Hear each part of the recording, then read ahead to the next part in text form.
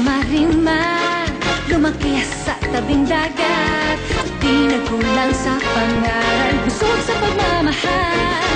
Marimar, ako si Marimar, simple man at mahirap, meron ding mga pangarap, hangad sa pagdarasal, tunay na pagmamahal.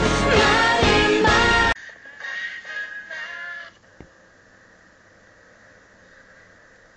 Sana kaya yung anak ko. Sana maayos na siya. Hoy, Belia! Puntayin sige mamaya! Hoy, Belia! Ha? Ha?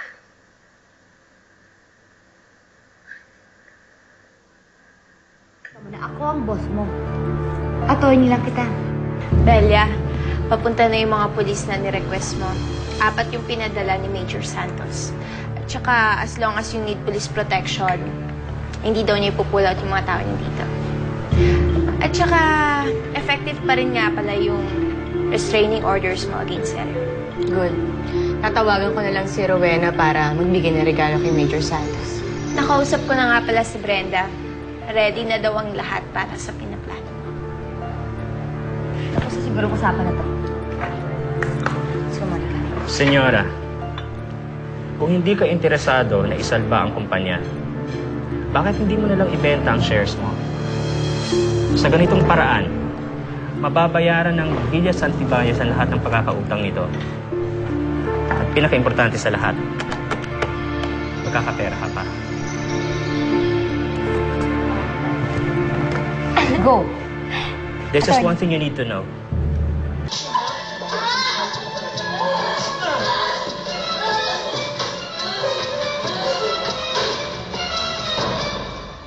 Belia! Nandiyan na si Sir Gustavo. Kasama ang anak niya. Andito na si Senyor Gustavo. Tawagin mo na si Mami Esperanza. Nandiyan na ba sila? Opo, Ma'am. Sigurado ko bang gagana to? Yes, ma'am. Kahit anong pindutin niyo sa cellphone na yan, sasabog na yan.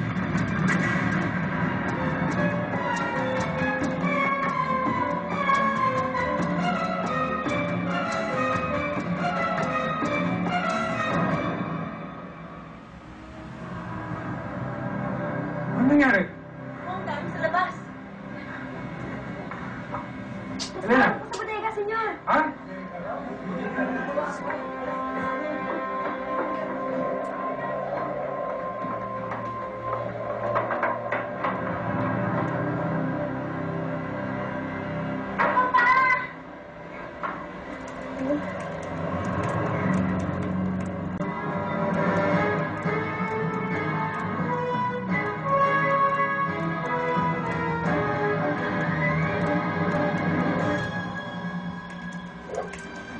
Ano nangyari? Bakit po doon? Ha? May tao ba ron? Diyos ko, si Belia! May nila doon? Papalis na! Wala. Magkaroon ng esperya. Kailangan sa ligtas. Kumuha ka ng pares ng ikalbilis! Ayun na! Kumuha ka na! Ayun na! Ayun na! Salamat naman sa Diyos. Paano nga pala si Cosita? Doon na muna siya sa kwarto ko.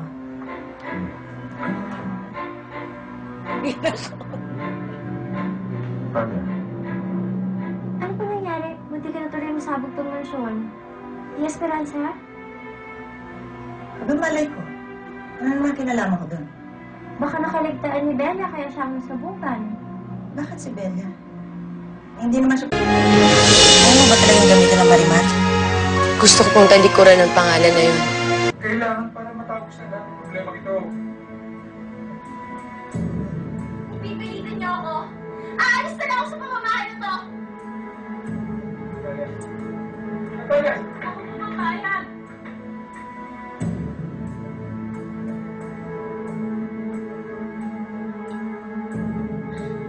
Ako. Papayag ako.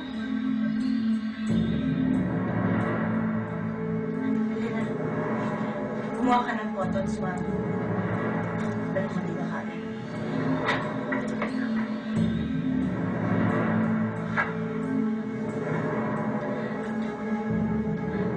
Aalis na lang muna kami ni Cruzita. Pupunta ko ako sa bahay ng kaibigan ko kay Emisensya.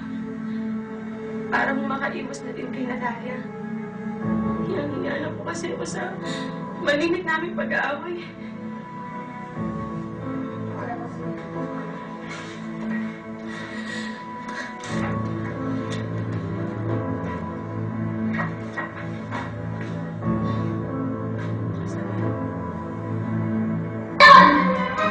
Wala pa ng awa!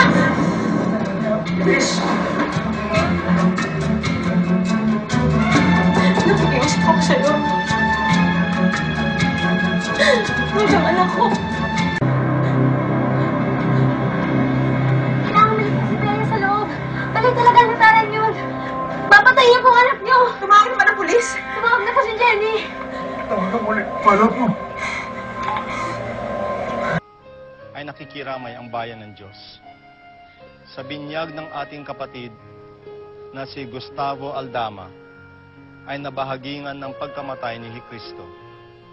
Sa kanyang kamatayan ay natamo ang buhay na walang hanggan. Tandaan natin ang sinabi ng Panginoon. Ako ang muling pagkabuhay at ang sumasampalataya sa akin kahit patawarin mo ang kanyang mga kasalanan at pagkukulang. Bigyan siya ng buhay na walang hanggan sa iyong kaharian. Amen. Sa ngalan ng Ama, ng Anak, ng Diyos Espiritu Santo. Amen.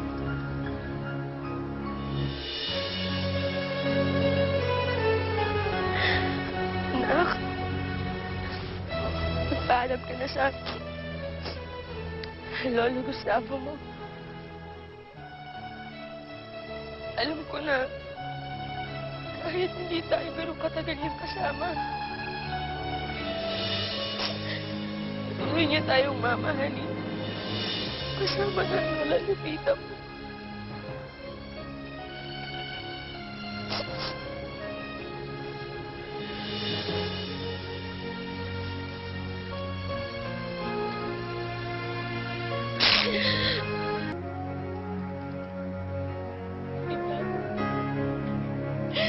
Nakarapat dapat ako bilang anak niyo.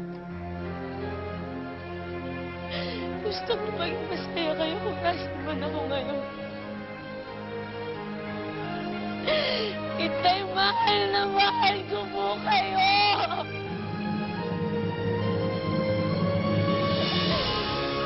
Itay.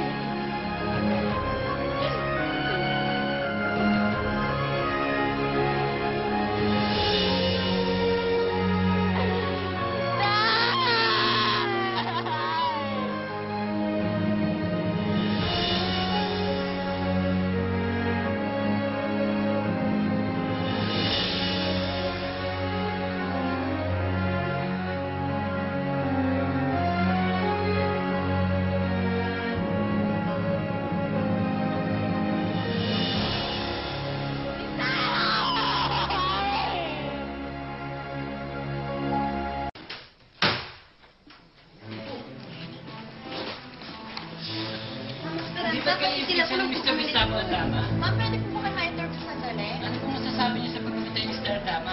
Biglaan po ba o matagal na siyang may kalusugan? Bakit tawag yung guard? Ma'am, konting statement lang po.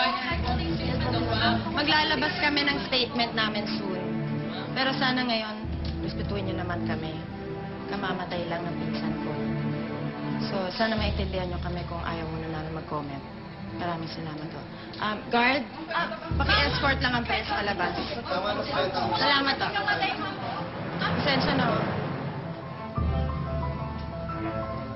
Gusto ko pong talikuran ng pangalan na yun. Dahil matagal nang patay si Marimar. Wala na siya. Ako na si Bella Aldama. Kapag ba nakita mo si Marimar na hindi ka na niya mahal at masaya na siya sa lalaki sinamahan niya, makakamove on ka na. Sa nakayapak na si Marimar. Hindi ba't minamatan niyo siya noon? Inaalipusta at pinagtatawanan? Pwes, hindi na ako ang babae. Hindi na ako si Marimar. Kikilalanin niyo kung lahat para lisanin ang lugar na. At kung hindi, ako mismo magtatapos sa basurang dapat mong kalagyan.